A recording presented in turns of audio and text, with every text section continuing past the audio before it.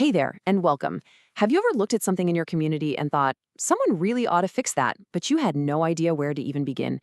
Yeah, it's a feeling we all get. But today, we're going to turn that feeling into a real, concrete plan of action. So let's jump right in. You know the feeling, right? You see it all the time. A dangerous intersection, a local park that's gotten a little run down, maybe a rule that just makes no sense. And you get that little spark inside you that says, someone should really do something about this. Well, guess what?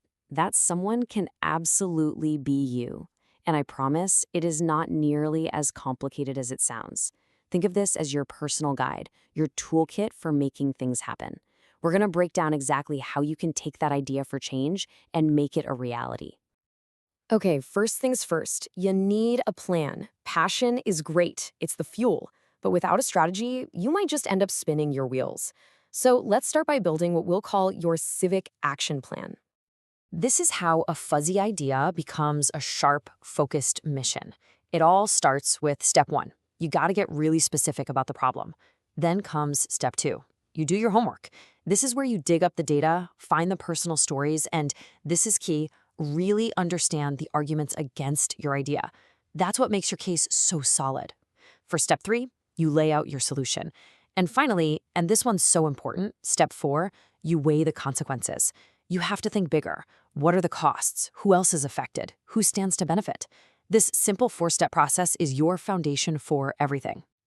So just remember, before you make a single call or send a single email, having this plan gives you clarity, it gives you credibility, and it gives you a clear path forward.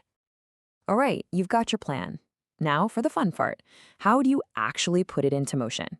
Well, there are two main paths, two different sets of tools you can use to make things happen. So path number one is the political process. The easiest way to think about this is the who path. It's all about influencing who gets into positions of power. We're talking about things like campaigning for a candidate who supports your cause or lobbying officials to get them to see things your way. And then there's the second path, the public policy process. Now, if the first one was the who path, this is the what path. It's less about who is in the big chair and more about what the government is actually doing. You know, its rules, its procedures, its day-to-day operations. This is about working within the system to change a specific government action. Okay, so seeing them side by side like this really makes it click, right? The political process on the left is about changing the players on the field, like electing a new city council member.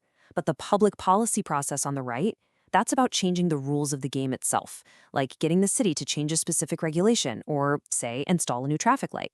Both are super powerful, they just target different parts of the system. All right, enough with the theory. Let's make this real. A quick, simple example should show you exactly how this all works together in the real world. So let's imagine a group of students spots an issue. The crosswalk near their school is faded, and cars are driving way too fast. It's dangerous. Boom.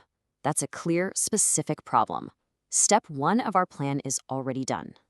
So after doing their research, looking at traffic data, and debating some options, that's step two, by the way, they land on a solution for step three, a brand new, brightly painted crosswalk with flashing lights. It's a direct, achievable goal. So which path do they take? Which tool do they use? They choose the public policy process. And why is that?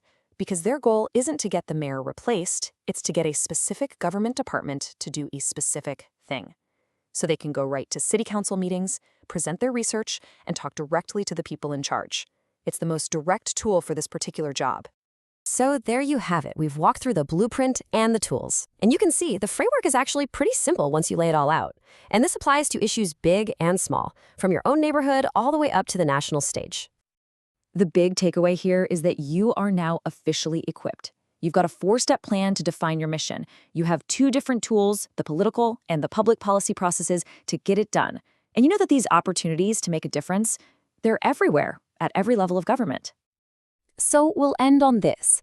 This isn't just theory. It's a practical guide to making a real difference. You have the blueprint. You know the pathways to power. So the only question left is the one right here on the screen. What change will you make?